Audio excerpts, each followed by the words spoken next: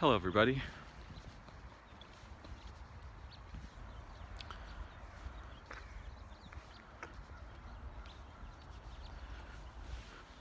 I'm thinking today about a topic that often occupies my mind, my curiosity, my attention. The topic of consciousness. And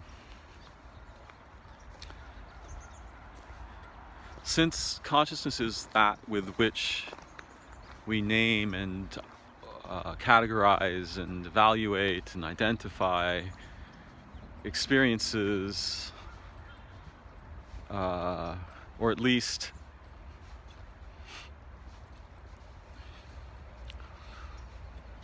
there are different ways to use this word, right? We can use it in such a way that it indicates primarily verbal conceptual activity. One of my friends who's a neuroscientist prefers this definition, and it's, the definitions turn out to be important, because if we've not clarified the categories and distinctions, then our thinking is going to be muddled up, because we don't have a clear structure on which to weave yet. And so our weaving is likely to be disorganized. So we have a variety of different terms. Terms like consciousness, awareness, experiencing,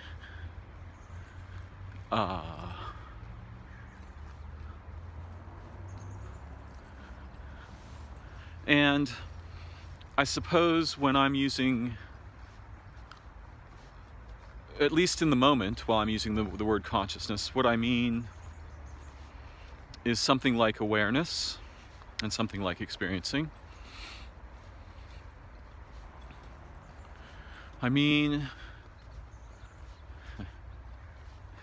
It's very difficult to define these things, because we're trying to define that with which we define, right? We're trying to look somehow at that with which we look. We're trying to feel about that with which we feel. We're trying to know about that with which we know. These are challenging little situations.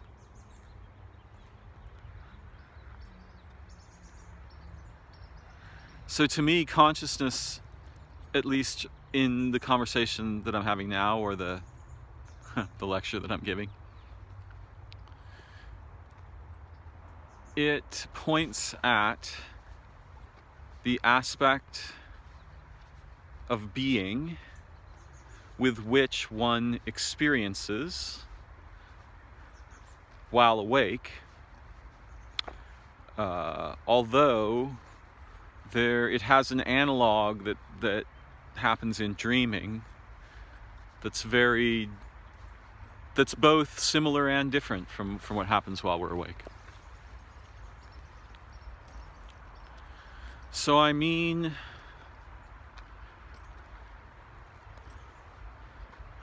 the relatively organized aspect of awareness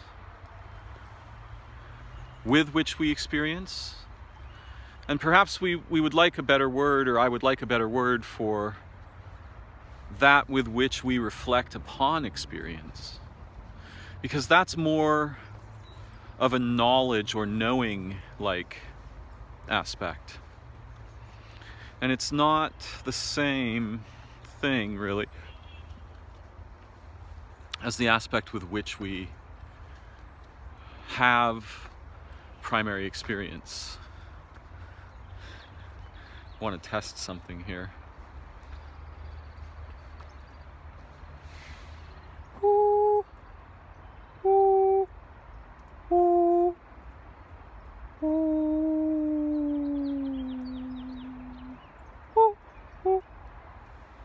There are small flying insects here, and there's a variety of different kinds that form little clusters, and some of them are very sensitive to musical tones, which isn't terribly surprising.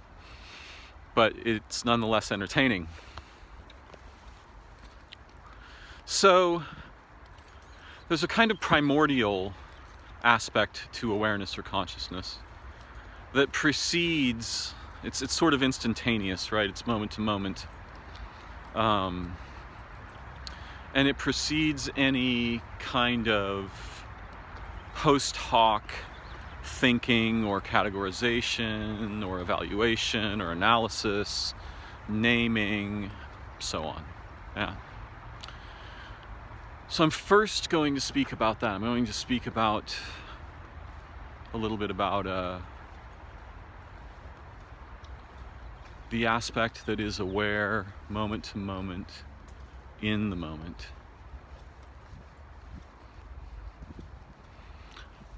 The experiencing aspect of awareness, consciousness.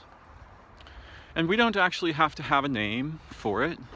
We don't have to say, well, that's consciousness, or that's awareness, or that's experiencing. Thankfully, I can point in the direction, and most of my viewers will understand what it is I'm referring to, even though at the moment, my awareness has an extra layer, which is that layer that is verbalizing, that's sort of making mouth noises right now, and that's composing them in some domain I have no focused awareness of moment to moment, right? So I'm not planning out my sentences and then executing those plans the way an explanation might imply. That's nothing like the experience that I'm having. What I'm doing instead is I'm having an experience that we might associate with the idea of improvisation. Moment to moment, I dance between the many possibilities of speech and what I might say, and coherent orientation, directionality, topic, language, vocabulary, all these things, right? There's like this vast constellation of underlying structure that I'm kind of dancing around on without having formal plans. And in fact, when I began this video, I didn't really know what I was going to talk about. My inspiration was that I wanted to speak about about the fundamental malleability, the transformable qualities, nature, and faculties that are available to us as human beings. Those particularly that are associated with our waking experience, and how under various circumstances these transform. Now, whether or not their form changes isn't really important. We can use this term as a kind of placeholder. And we might make the analogy that this experiencing, the sort of primal aspect before reflection, before naming, before categorization, before verbal conceptual awareness or consciousness, this primordial aspect that's having experience moment to moment, and then perhaps even very slightly later reflecting upon it or categorizing it or determining whether it's normal or not or what. In other words, evaluating it. That primordial aspect can change. And children are adepts at changing it. Adults have a word for this. The children later adopt the word in order to have commensurate what's the right word? Well, commensurate permission and ideas and authorization from adults. But initially, children don't need this word. And in fact, they wouldn't adopt it themselves, they wouldn't invent it. They would just say that thing we do which is fun, or that activity that is most fun. And that activity is play. And play involves the active, improvisational transformation of the foundations around which experience becomes coherent in well, I'm inclined to say in the mind. But it might be more truthful to say something different, like in the pre-formation of mindedness or something like this. So the children have this awareness that most of the adults have either lost, or unfortunately it has become much more limited in them in general. So that for many adults anyway, play is something that happens only in fairly structured environments, and is not fundamentally the same thing that happened when they were very small, when they were children, before they had developed layers and layers of structured ideation, cognition, purposive ideas, authorization schemas, language, explanations, descriptions, so on and so forth.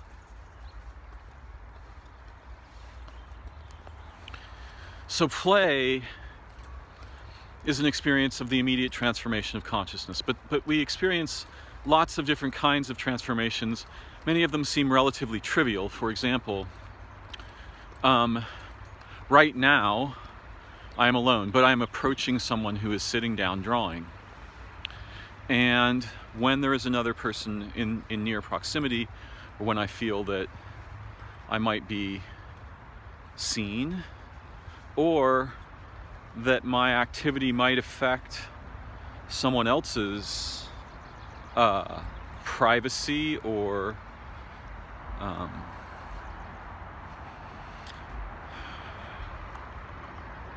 aloneness, then immediately my consciousness begins to change,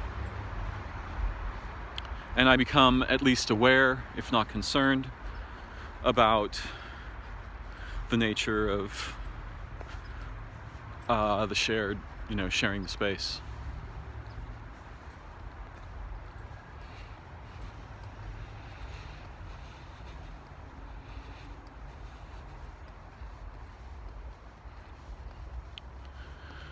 And this is fundamentally common for human beings.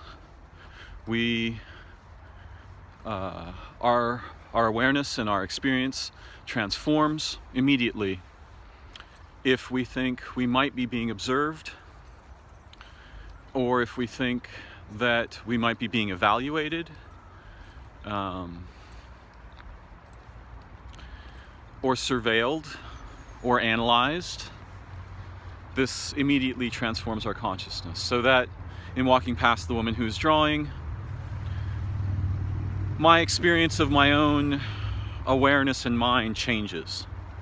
Now, I can't say exactly how it changes. I can simply notice that I'm aware of a transformation in the aspect of myself that is having experience. And I can analyze that in various ways or say various things about it. But the thing that I want to note here is that our experience and the sort of what we might refer to analogically as the shape, and this is a simile, the shape of consciousness, which implies things about how it fits in and relates with other surrounding, phenomenon that surround it, it changes. Humans are incredibly sensitive to the difference between privacy, experience I'm having by myself that is not being recorded or surveilled or analyzed, and situations that are non-private. And our experience of this has transformed dramatically over the past perhaps 20 years as various technologies have been invented that either partially or completely invade our privacy and surveil us for purposes associated either with convenience or entertainment or both. For other reasons as well, but these are the primary headline, purposes. And that's going to fundamentally change the nature of human consciousness and experience, because we are the fact of our social underpinnings, the social underpinnings of our minds. We acquire minds and develop them in social contexts with other human beings. This bizarre technological overlay is going to radically transform what it means to have a human mind in ways that I think are likely to be profoundly deleterious, and are already showing, strong signs of being so. Surveillance is unfriendly to human consciousness and intelligence, to emotional well-being, to psychological health. And you can see in many young people the onset of various kinds of malfunction that have to do with simulating critical surveillors in their own minds, moment to moment, to the degree that they have difficulty expressing themselves or forming a sentence, because in order to even formulate a thought, it has to pass through a web of filters, of authorization and potential critical judgment that is so overwrought that they're incapable of improvising much. And under certain circumstances, that might change. For example, if they were to become intoxicated in various ways, those certain kinds of intoxicants will increase their vulnerability to interior criticality, whereas other kinds will decrease it. But my fundamental point, the beginning point, is just that though I think it's important to notice that we're social animals and consciousness transforms under observation, and friendly, reassuring observation is a radically different input than critical, judgmental, or analytical observation. And some of children's play depends on friendly, encouraging, reassuring co-observation, and thus co-creation of what I would refer to as a paracosm, an imaginary universe. And consciousness is, for some fascinating reason, excellent at producing paracosms and hungry to experience them. In case that isn't clear, just look at the statistics for people who play video games. Video games are simulated paracosms. And since we don't have the experience in our common daily lives of forming and experiencing and interacting with and through paracosms together, we end up being taken advantage of, in a sense, in a variety of dangerous senses, by companies that produce simulations. And so rather than having an exciting role to play in our waking adult consciousness, we may turn to video games or sports or some other sociocultural construct in order to at least have the vicarious experience of having a meaningful role. But play and paracosms fundamentally allow us access to roles that one way of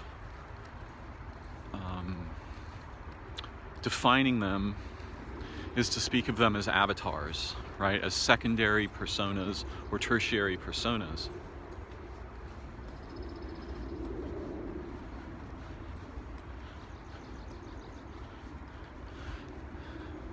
So that, for example, I have secondary personas in the sense that I'm a musician. I have a secondary persona in the sense that I am someone who makes videos about topics related to consciousness, non-ordinary experience, dreaming, philosophy, language, semantics, so on and so forth. But I'm hungry for roles that that essentially don't exist in our modern culture. Roles that have a adventurous and heroic aspect to them. Now, it's not that they absolutely don't exist. At least in theory, I could somehow join like the Sea Shepherd Conservation Society, for example, and try to interfere with the vessels that slaughter whales, something like this. And then that would be, at least in my imagination, very exciting. And of course, in children's play, they don't have to be subject, like they're able to explore the transformation of consciousness and role transformation in a context where they don't have to be worried about being killed by lions or bullets or, drowning in the ocean or having their parachute fail to open or being shot, whatever, right? So we might say that there's a kind of innocence to play that the actual experience of, for example, this guy named Damien, who used to be a special forces op in Australia, who now hunts poachers in Africa. That guy's living an actual very serious and potentially lethal and also deadly role, and is having an adventure every day, right?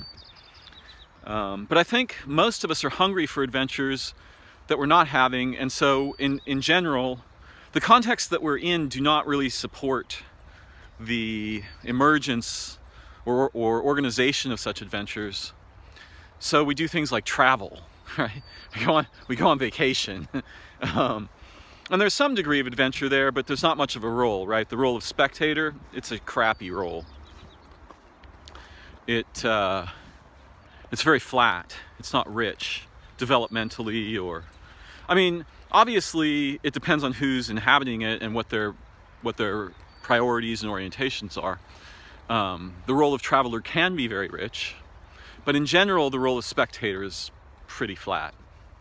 You can take a lot of pictures and, talk a little bit about the food you ate or something, right? It's not going to be exciting. But my fundamental goal in the video today is actually just to talk about the incredible malleability of consciousness, its capacity to change shape. And there are a variety of things that affect dramatically our ability to change shape. It's unfortunate you can't see all my Italian hand movements that are happening like off to the side here as I'm talking, right? But the way my camera works, it's like this. I think my videos would be a lot more interesting if you could see the hand movements I was making. It'd be more interesting to me anyway. My face is not that interesting to me, and in fact, isn't really required. You can listen to these videos without looking at me at all, and probably just get almost as much out of them. In any case, if I'm going to pose the idea that what I'm referring to as consciousness or awareness or experiencing is dependent on a kind of a shape-based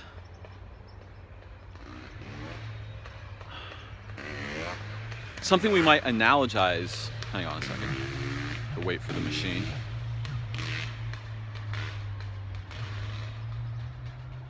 Something we might analogize as a shape-based receiver, in the same way that cell membranes are highly sensitive to the shapes of, for example, protein molecules or other chemistries. Our consciousness is receptive in a in a way that we can think of as analogous to having a shape. And that shape, when it transforms, the nature of experience and awareness transforms. And we have experience of this. It happens when we are tired. It happens when we awaken. It happens under the influence of a variety of different intoxicants, such as alcohol, marijuana, LSD, psilocybin, codeine, opiates, benzodiazepines, mescaline, tobacco, caffeine. All of these substances modestly or dramatically transform the way that we experience not only what's going on in the context we're immersed in, but the sort of character and qualities of our own minds and in what ways they connect and interact with experience. And there are other kinds of transformers, things like ceremony or hypnosis, that are profoundly effective in changing the nature of our moment-to-moment consciousness. But my primary goal here is simply to highlight that for ordinary people in day-to-day common contexts, the range of experience they are likely to have while awake is incredibly narrow compared to what's actually available to them.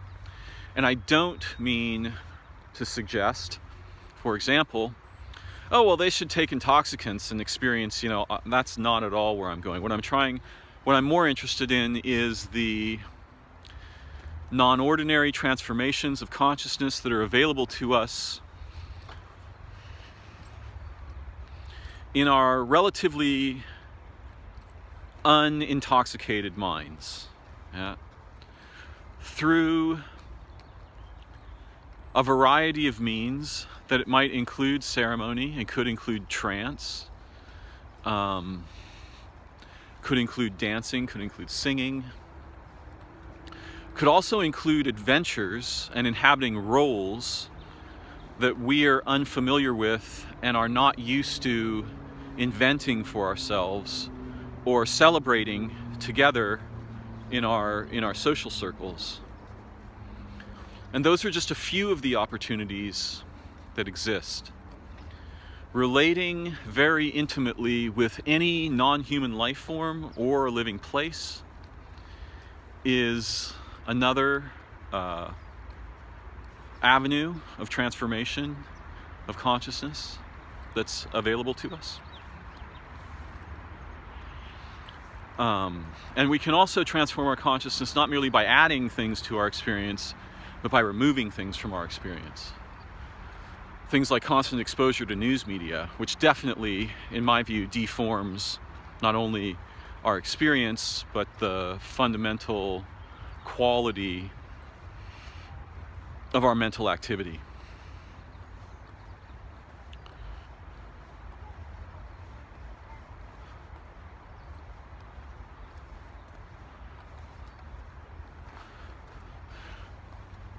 Interacting with what is currently referred to as social media is another thing we could experience a transformation from deleting. Being relieved of being buried in noise of various kinds, whether it's audible noise or electromagnetic noise or chemical noise, can have a radical effect on the forms and potentials of our consciousness and our awareness. Spending meaningful time in living places, not merely chasing our cell phones around in a garden, but actually taking time to connect with the different plants and animals and insects and birds and the various times of day, the morning, how it differs in the morning to the afternoon to the evening. In fact, those transformations of daylight change the shape of our consciousness. So what I want to suggest is just that the modes of awareness that many of us are familiar with comprise something so incredibly narrow as to essentially qualify as a prison. And most of us are familiar with maybe 3 to 5% of the bandwidth that our awareness and our intelligence and our consciousness natively are natively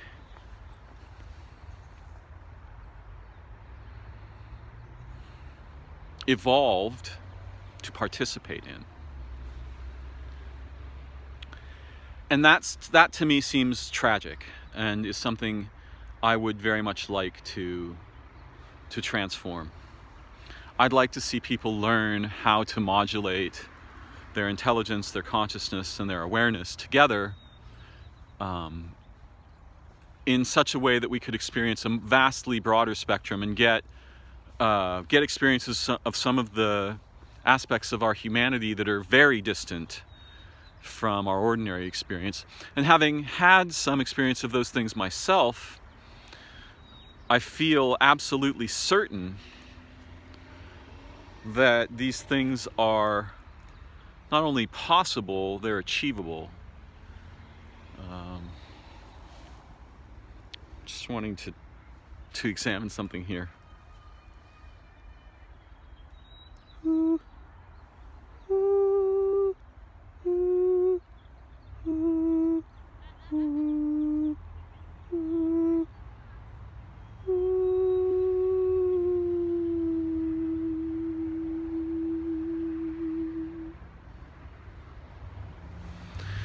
These insects are not particularly sensitive, at least to the tonal range I was emitting.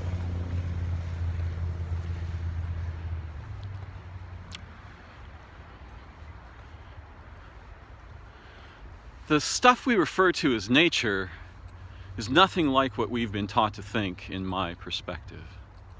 It actually represents a vast array of other forms of awareness, intelligence, and potential that our form was made or arose in, right? Arose in synchrony and relation with. And as we lost and broke those relationships, the array of modes accessible and familiar to us narrowed dramatically until it became, again, almost prison-like. So for me, fundamentally, whatever it is that nature might be, it's not much like what we tend to think about it. Trees are not insentient chunks of wood. Animals and insects aren't little instinct-programmed devices accidentally emergent from a bunch of complex accidents in space-time. Rather, they are the faces and fingers and body of a transcendental array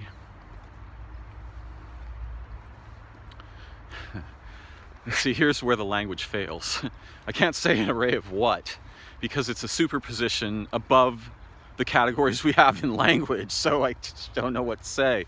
The simplest thing I can say that's relatively trustworthy is just that the living forms with which we're embedded here on Earth and from which our own minds draw their capacities for awareness and intelligence, and have for, hundreds of thousands or millions of years, or actually vastly longer if we count time a little differently, and I mean shockingly longer. These forms, they are, okay, in mechanical terms, the analogy, and this is a grossly simplified analogy because in mechanical terms, interfaces are relatively primitive, but the living forms that surround us in nature, the insects, the animals, the birds, the plants, they are interfaces that lead upscale toward the origins of minds and beings. And long ago, our species was profoundly familiar with these interfaces, understood them as such, and could travel in the networks that they lead to. Excuse me for a moment.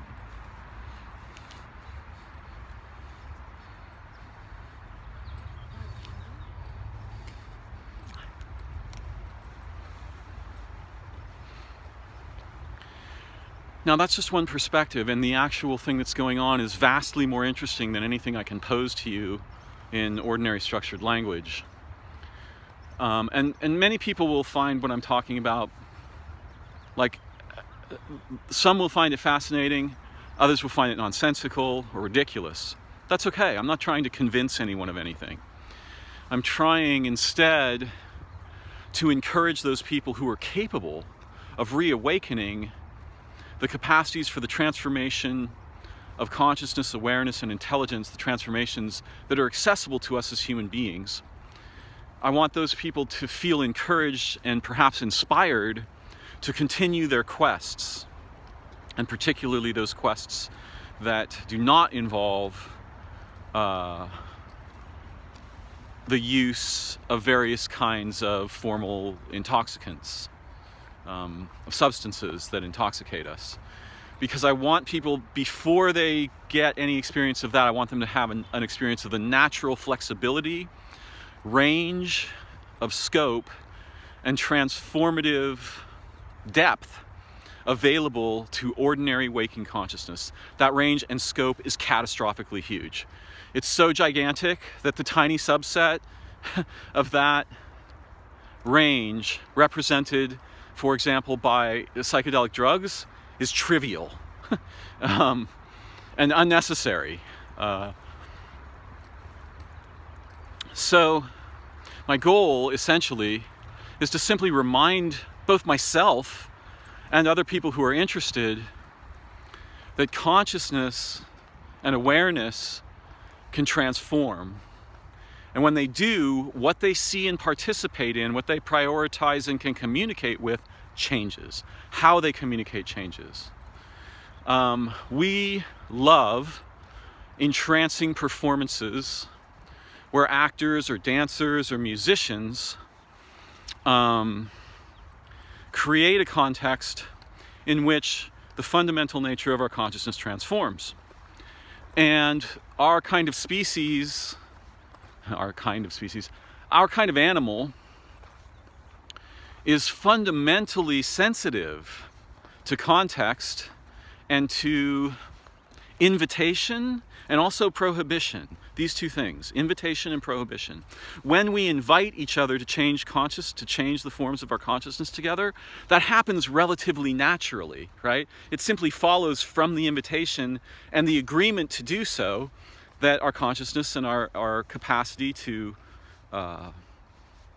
have new forms of experience, new forms of awareness, new forms of intelligence, new ways of communicating, new participants in our communications contexts is a natural repercussion of that transformation. And so too, prohibition has a certain kind of effect, although it's much less simple to classify the effects that arise from prohibition. But the connection between invitation and prohibition, right? This is very profound for human beings. And again, it's crucially important that we are aware of the power of being observed. It's relatively a simple matter to understand the deleterious aspects of observation where we're being criticized or analyzed or diagnosed, or so on and so forth.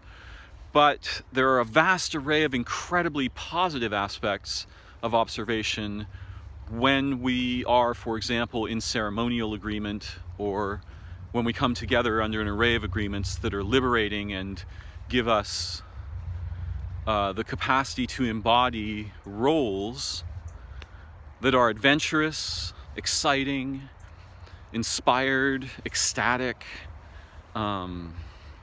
profoundly human, non-ordinary, so on and so forth. And this is part of why, like role-playing games, for example, are incredibly popular, why computer games are popular, is because people are starving for this. Like millions of people are starving for roles that are more interesting than I get up, I go to work, I come home, I make the food, I eat the food, I go to bed. Or even, we get up, we make, we do this together, we're a family, we, whatever, we generate children, we have sex, whatever it is we're doing. We ski, we run, we, try to get some kind of physical inaction of our humanity going. So I think there's vast potential in the capacity to form small, tightly knit groups that encourage each other under the auspices of agreement and or ceremony to travel together in the range of possibilities that our human intelligence and consciousness, that are native to our human intelligence and consciousness, but which we so very rarely experience because we are so rarely exposed to such contexts, and most of us are very unpracticed at generating them yet. I am hoping that will change. I am hoping we can learn together how to generate the contexts that naturally transform the shapes and activities and connectivities of our intelligence and our awareness. And I know this is possible. I've seen it done thousands of times. And there's all kinds of sort of fossilized remains of the human capacity for this floating around in our modern culture. Things like soccer games, ball games, combat sports. You can see people transforming, just observing these. They don't even have it. Their role is spectator, and they're so transformed by just being a part of the audience at a rock concert or a hip-hop gig or whatever.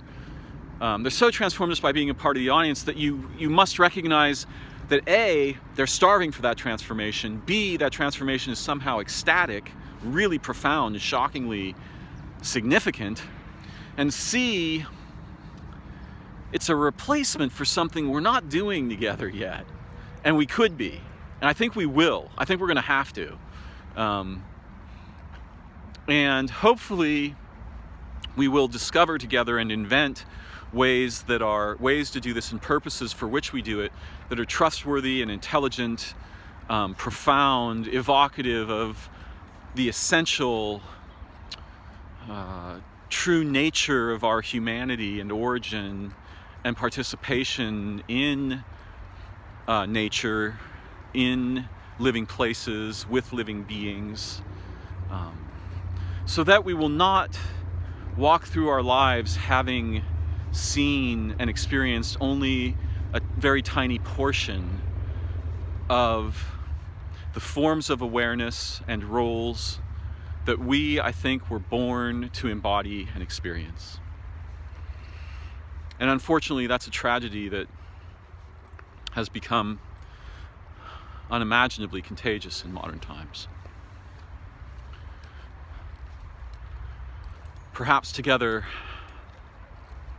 we'll build a bridge beyond it so that our children will not have to suffer the deprivations and catastrophic losses of meaningful roles, identities, lives, occupations that are so endemic to our modern circumstance.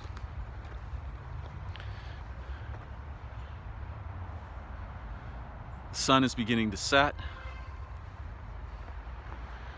The garden is beautiful. Thank you for joining me and for considering these questions and perspectives together. I'm very grateful to have this opportunity to share and learn and explore and grow together. Thank you.